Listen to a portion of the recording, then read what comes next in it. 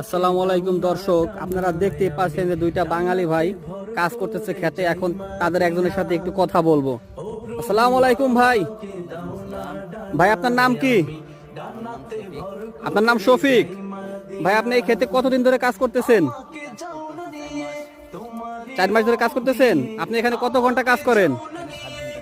আপনাকে টোটাল কত ইউরো দেওয়া হয় প্রতিদিনের বেতন? 7 টাকা ঘন্টা। তাহলে 7 7 49, 49 টাকা দেওয়া হয় আপনাকে।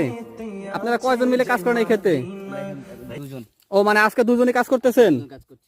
ও বুঝতে পারছি ভাই। দর্শক আপনারা দেখতেই পাচ্ছেন যে একজন ভাই, তার সাথে আমরা কথা বলে পরিচিত হলাম। আর একজন, সে ভাই বাংলা ভাষা বোঝে না, তাই তার সাথে আমি কথা বললাম না। সে বাংলা ভাষা বুঝলে কথা বলতাম।